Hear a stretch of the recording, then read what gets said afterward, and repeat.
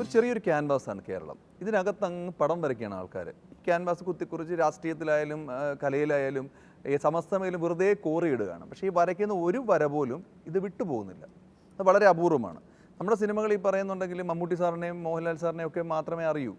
ഈ കേരളം വിട്ടാൽ അല്ലെങ്കിൽ ഹിന്ദിയിലൊക്കെ അവരെയൊക്കെ അറിയൂ. കാരണം അത് അവരുടെ ഈ ഒരു അപ്രോച്ചാണ്. എനിക്ക് ഏത് കഥാപാത്രം കിട്ടുന്നോ അതിനെ സ്വീകരിച്ച്.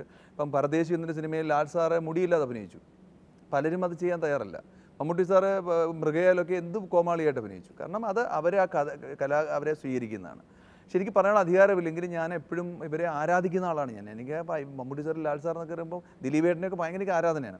പക്ഷെ ഞാൻ ആലോചിക്കാറുണ്ട് എന്തുകൊണ്ട് ഇവർ പഴയവരാകുന്നില്ല, പഴയ താരങ്ങളാവുന്നില്ല. ഇപ്പോൾ ലാൽ സാറിൻ്റെ പഴയ സിനിമകളെ കാണുമ്പോൾ നമ്മൾ ഒന്നുമില്ല ഈ ലോകത്ത്. മമ്മൂട്ടി സാറിൻ്റെ സിനിമകളെ കാണുമ്പോൾ ഇത് മലയാളത്തിലെ ഒരു വലിയ താരങ്ങളാണ് ഇവിടെ നിർജ്ജീവമായിട്ട് നിൽക്കുന്നത്. കാരണം ഇവരൊന്ന് ചിന്തിക്കാമെങ്കിൽ ഒരുപക്ഷെ ഇന്ത്യ വിട്ട് തന്നെ ഒരു ബിയോണ്ട് ബൗണ്ടറിയിൽ ഇവർക്ക് എത്തിപ്പെടും. കാരണം അത്ര റിച്ചാണ് നമ്മുടെ കേരളം എന്ന് പറയുന്നത്. പക്ഷേ ഈ പറയുന്നത് ആരും ഇതിനെ ഒരു ജീവിതമായിട്ട് കാണാതെ കൊമേഴ്സ്യലൈസ് ചെയ്യുമ്പോഴാണ് ഇവരൊക്കെ ഒറ്റപ്പെടുകയാണ് ചെയ്യുന്നത്. ഞാൻ അഭിമാനത്തോട് പറയും, നിവിൻ പോളിയോട് ചേർത്ത് വെച്ചതല്ല സുദേവനോട് ചേർത്ത് വെച്ചാണ് നിവിൻ പോളിയെ. അത് അത്ര അഭിമാനത്തോടെ ഞാൻ പറയും. കാരണം അത്രമാത്രം ശക്തമായിരുന്നു സുദേവ് ഇത് കിരൺ എന്നൊരു കഥാപാത്രം. പക്ഷേ അത് നിവിൻ പോളി ചെയ്തിരുന്നെങ്കിൽ ഞാൻ പറഞ്ഞേനെ നിവിൻ പോളിയോട് ചേർത്ത് വെക്കണം സുദേവ് എന്ന്. അതാണ് കഥാപാത്രത്തിൻ്റെ ബലമെന്ന് പറയുന്നത്. താരത്തിൻ്റെ ബലമല്ല, അത് കഥാപാത്രത്തിൻ്റെ ബലമാണത്, മൈൻഡ് സെറ്റ്. കാരണം ഞാൻ എന്തിനാണോ സ്വീകരിച്ചത്, വിഷം കുടിക്കുന്നത് മരിക്കാനാണെങ്കിൽ അത് മരിച്ചിരിക്കും. ഞാൻ വിഷം കുടിക്കുന്നത് ദാഹം തീർക്കാനാണെങ്കിൽ മരിക്കില്ല. അത് റിയാലിറ്റിയാണ്. നമ്മൾ എങ്ങനെ കൺസീവ് ചെയ്യുന്നുള്ളതാണ് കാര്യം. ഇപ്പം എനിക്കൊരു ഒരുപാട് അഭിനയിക്കണം, ഞാൻ നല്ല നടനാണെന്ന് ആഗ്രഹമുണ്ടെങ്കിൽ ഒരു എക്സ്റ്റേണൽ ഫോഴ്സസ് നമ്മളെ ഇൻഫ്ലുവൻസ് ചെയ്യാൻ പറ്റില്ല. കാരണം അങ്ങനെ ഒരുപാട് പേരുണ്ട്. ഇപ്പോൾ എനിക്ക് മാത്രമല്ല മലയാളത്തിലെ എഴുത്തുകാരെക്കുറിച്ച് എനിക്കറിയാം. ഇപ്പം ലോഹി സാറിൻ്റെ വ്യക്തിപരമായിട്ട് എനിക്കറിയാം. ലോഹി സാർ ഇപ്പോഴും പച്ചയായ മനുഷ്യനായിരുന്നു. സാറിൻ്റെ ജീവിതത്തിൽ പച്ചയായിട്ടുള്ളത്. ഇപ്പോൾ പലരും ഇന്ന് ഒരു സിനിമയിൽ ശ്രദ്ധിക്കപ്പെട്ടാൽ ശീതീകരിച്ച മുറിയിലാണ് ചിന്തകൾ. പുറം ശ്വാസം അവർക്കില്ല, സ്വന്തം ശ്വാസം തന്നെ എടുത്ത് സർക്കുലേറ്റ് ചെയ്യും. ആ ഒരു അവസ്ഥ മലയാളത്തിൻ്റെ താരങ്ങൾക്കും ബാധിച്ചിട്ടുണ്ട്. പക്ഷെ ഇല്ലെന്നായിരിക്കും എനിക്ക് വ്യക്തിപരമായിട്ട് ഇവരൊന്നും അറിയില്ല. മമ്മൂട്ടി സാറിനെ എനിക്ക് വ്യക്തിപരമായിട്ട് അറിയാം. അദ്ദേഹം കുട്ടിസ്രാങ്ക് എന്ന സിനിമ ഞാൻ അദ്ദേഹത്തോടൊപ്പം അഭിനയിച്ചിരുന്നു. അത് പട്ടണത്തിൽ ഭൂത്തിൽ അദ്ദേഹമാണ് റെക്കമെൻഡ് ചെയ്തത്. അതുകൊണ്ട് തന്നെ അദ്ദേഹത്തെ എനിക്കറിയാം. കാരണം ഇതൊന്നും കേൾക്കാത്ത എപ്പോഴും നല്ല കഥാപാത്രമായിട്ട് ജീവിക്കുന്നു. പിന്നെ എന്തൊക്കെയോ അറിയില്ല, കാലത്തിൻ്റെ പോക്കിൽ നമ്മൾ സങ്കുചിത മനോഭാവം ആകുമല്ലോ, അത് അദ്ദേഹത്തിന് ഉണ്ടായിരിക്കാം. ഓരോരുത്തർക്കൊരു ലക്ഷ്യമുണ്ട്. ഇപ്പം എനിക്ക് എൻ്റെ കാലിലടിച്ച് ഷൂട്ട് നടക്കാൻ പറ്റുമോ, എനിക്ക് കൊച്ചു പറയാടിയിട്ട് നടക്കാൻ പറ്റില്ല. കാരണം എനിക്ക് എൻ്റെ മേഖല ഇതാണ്, ഞാൻ നേരെ തിരിച്ചറിഞ്ഞാണ്. എൻ്റെ ഫാമിലി എന്നെ സപ്പോർട്ട് ചെയ്യുന്നുണ്ട്. പലതും ഞാൻ തിരിച്ചതാണ്, പലതും വേണ്ടെന്ന് വെച്ചിരുന്നു. അങ്ങനെ തന്നെയാണ് യാത്ര ചെയ്യുന്നത്. സാമ്പത്തികമായിട്ട് വളരെ ബുദ്ധിമുട്ടിയ സമയങ്ങളുണ്ടായിരുന്നു. എന്നിട്ട് ആ സീരിയൽ അഭിനയിക്കാൻ പോയി. സീരിയൽ അഭിനയിച്ചപ്പോൾ എന്നെ സിനിമയെ കയറ്റിയില്ല. അതും ഞാൻ തളർന്നില്ല. എന്നെ സീരിയലുകാരെന്ന് പറഞ്ഞായിരുന്നു തന്നെ. അതൊന്നും എന്നെ ബാധിക്കുന്ന പ്രശ്നമല്ല. കാരണം ഞാൻ എന്നിൽ കംഫർട്ടബിളാണ്. എവിടെ ചെന്നാലും ഞാൻ ഹാപ്പിയാണ്.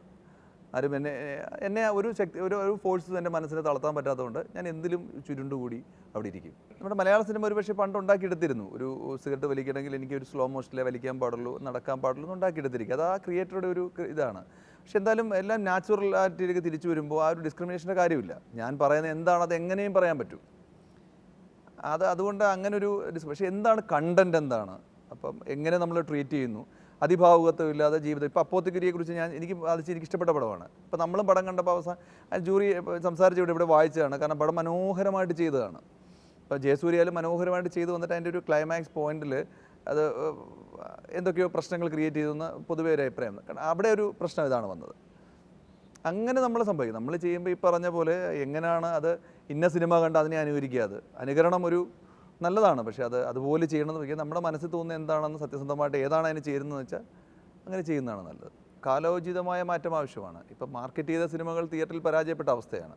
ഇപ്പം ഞാൻ പറയട്ടെ, ഇപ്പം പ്രേമം എന്നൊരു സിനിമ വളരെയധികം ഹിറ്റാണ്. എന്തായാലും അദ്ദേഹത്തിൻ്റെ കഴിവും ഭാഗ്യവും ഒക്കെയാണ് ആ സിനിമ. പക്ഷേ എനിക്ക് പറയാനുള്ള കേരളത്തിലെ ഒരു കൊച്ചു ക്യാൻവാസ് ഞാൻ പറഞ്ഞില്ല, അതിനകത്ത് കുറേ പേരാണ് സിനിമ കാണുന്നത്. ഈ പ്രേമം കണ്ട അതേ ആൾക്കാരാണ് ഒരു കാലത്ത് ഷക്കീല എന്നൊരു നടിയുടെ സിനിമകളെ വിജയിപ്പിച്ചത്. അതേ ആൾക്കാരാണ് സന്തോഷ് പണ്ഡിറ്റിൻ്റെ സിനിമകളെ വിജയിപ്പിച്ചത്. അതേ ആൾക്കാരാണ് സുരേഷ് ഗോപിയേട്ടൻ്റെ കമ്മീഷണറിൽ. അപ്പോൾ കാലത്തിനനുസരിച്ച് ഇവരുടെ മനസ്സിലെ വികാരങ്ങൾ ആരെങ്കിലും അഭ്രവാളിയിൽ കാണിക്കുകയാണെങ്കിൽ അവർ കൈയടിക്കും. നമ്മുടെ നിലവാരം താഴ്ന്നിരിക്കുകയാണ് ശരിക്കും. ഒരു കാലത്ത് ഭരതൻ സാറിൻ്റെ, പത്മനാഭൻ സാറിൻ്റെ, ജയരാജ് സാറിൻ്റെ, ലോഹി സാറിൻ്റെയൊക്കെ സിനിമകൾ അതിനകത്ത് കണ്ടൻറ്റ് മനസ്സിലാക്കി. ഇന്നലെ എന്ന സിനിമ അവസാനമൊക്കെ പോയി നിർത്തിയിരിക്കുന്നത് ഇന്നാണെങ്കിൽ ആ കൂവി വിളിക്കും. ആ ഒരു തലത്തിലെ ആസ്വാദന തല ഇന്ന് ഒരുപാട് താന്നുപോയി. അവിടെ ഈ മാർക്കറ്റിങ് ക്രിയേറ്റിവിറ്റിയെ ബാധിക്കും. ഞാൻ അതിനുവേണ്ടി സിനിമ എടുക്കേണ്ടി വരും. അങ്ങനെ എടുക്കേണ്ട ഒരുപാട് പേരുണ്ടല്ലോ, അവർ ചെയ്യട്ടെ, ബിസിനസ് ആക്കട്ടെ. അപ്പം അങ്ങനെ അല്ലാത്ത താങ്കളും ഞാനും ഒക്കെ നല്ല സിനിമയുടെ വക്താക്കളാണ്. മാർക്കറ്റിംഗ് ആവശ്യമാണ്, പക്ഷേ എന്നാലും അത് സെൽഫ് മാർക്കറ്റിംഗ് ആയാൽ ഒരുപാട് പ്രശ്നങ്ങളുണ്ടാകും. കാരണം തകർന്നു പോകുമ്പോഴും നമ്മളും തകരണം. കലാകാരന്മാരുടെ ഒരു കൂട്ടായ്മ എന്ന് പറയാൻ പറ്റും. ഇപ്പോൾ കഥകളി എന്ന് പറയുന്നത് ശരിക്കും ആ ഓൺ സ്ക്രീനിൽ നിൽക്കുന്ന അദ്ദേഹത്തിൻ്റെ പെർഫോമൻസ് ബേസ്ഡ് ആണ്. അതൊന്ന് പാളിപ്പോവുകയാണെങ്കിൽ തകർന്നു പോകും. സിനിമ അങ്ങനല്ല, അതിനെ കലാരൂപം എന്ന് പറയാൻ പറ്റില്ല, കൂട്ടായ്മ എന്ന് പറയാം. പക്ഷേ ഒരു കുറേ കലാകാരന്മാരുടെ കലാരൂപങ്ങളുടെ ചേർച്ച എന്ന് പറയാം. ഒരു നടനായാലും ഒരു ഡയറക്ടറായാലും സ്ക്രിപ്റ്റ് റൈറ്ററായാലും ലിറിക്സ് എഴുതുന്ന ആളായാലും അവർക്ക് ഓരോ കലാരൂപങ്ങളുടെ അല്ലെങ്കിൽ കലകളുടെ വക്താക്കളാണ്. അവരെ ഒരുമിച്ച് ചേർത്ത് വെച്ചെടുക്കുന്ന ഒരു ഒരു ഒരു പ്രോഡക്റ്റ് തന്നെയാണ് സിനിമ. കലാരൂപത അപ്പോൾ അത് ഒരു പ്രോഡക്റ്റാണ്, ഒരുപാട് ചേരുവകൾ ചേർന്ന ഒരു ഒരു സാധനം. അതിനെക്കുറിച്ച് എനിക്ക് സ്വയം തോന്നിയ ഒരു കാര്യമുണ്ട്. തിരക്കഥാകൃത്ത് വലിയൊരു സംഭവമാണ്, പക്ഷെ സംവിധായകൻ എന്ന് പറയുന്നത് ഈസ് എ ക്യാപ്റ്റൻ.